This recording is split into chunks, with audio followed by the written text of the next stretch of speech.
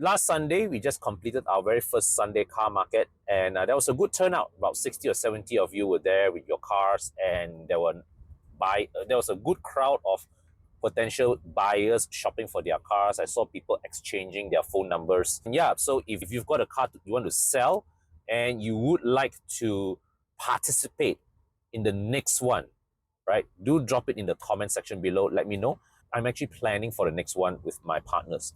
One of the things that I really appreciated from that experience was the opportunity to connect with many of you and to really get to the ground and understand the reality that most of you are facing as buyers and sellers in navigating the used car market. And I got a few interesting stories, okay, experiences that were shared with me. And I just want to bring it out here to all of you as case studies, right, for us to reflect. So there was one particular gentleman who showed up with a Toyota Vios. It's a car that everybody knows, safe buy, right? Strong resale value. And it's a 5-year-old Vios. So typically, right, a 5-year-old or 6-year-old car, any car, when you sell, especially if you're selling at market value, I would expect that you are able to at least not have to top up money to the bank. Most cases, I would expect you to get money back. But this gentleman still have to top up money to the bank.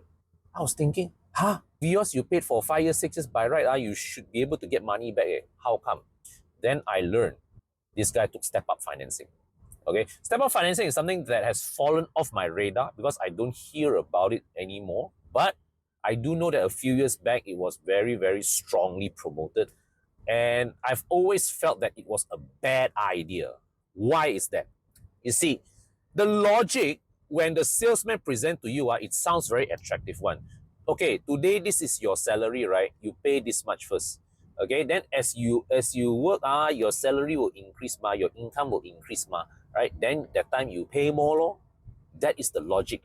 But are you sure that in five years' time you will get an increment or your income will increase? Can you even guarantee that in the next 7 to 10 years, your income will even remain stable, let alone increase? Okay? Can you guarantee that you won't be facing a situation where your income will drop? Retrenchment, pay cut, maybe your business got into complications. Maybe you lose some money in certain investments. You can't guarantee that. And if that happens alongside with a loan that you're committed to and increasing in its repayment, that puts you in a very uncomfortable situation. Now, the second thing, right, is that when you commit yourself to a step-up financing loan, what happens is that at the start, you're repaying at the slowest pace. But that is also the point in time when your car is losing the most in resale value. You think about your relationship between your loan balance and your resale value at this point in time, right? You are like the tortoise paying the loan, and you are telling the resale value, which is the rabbit, you run first. Guess who's going to win in this race?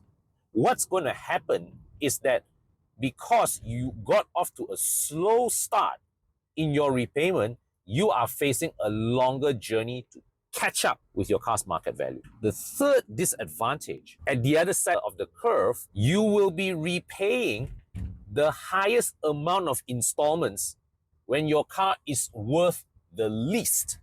Think about it. When your car is worth 70,000, 80,000, you pay 500 a month. Then by the time when your car's resale value hits 30K, 40K a month, that time you are paying 800, 1,000 ringgit. The math don't even make sense anymore. Based on these three factors alone, I highly discourage people from purchasing cars with step-up financing. Now, usually the banks don't offer this.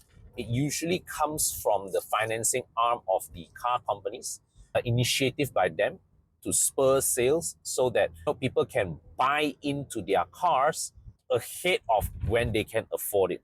So for you as the consumer, if you get into this, I can think of very few, if at all, solutions where you, the consumer, will come out as a winner in this kind of a plan, right? you will almost always come out of at the losing end. So don't do it. Don't lock yourself into any financing plan that will require you to pay more in the future. At the end of the day, my message is always the same. It is always the same.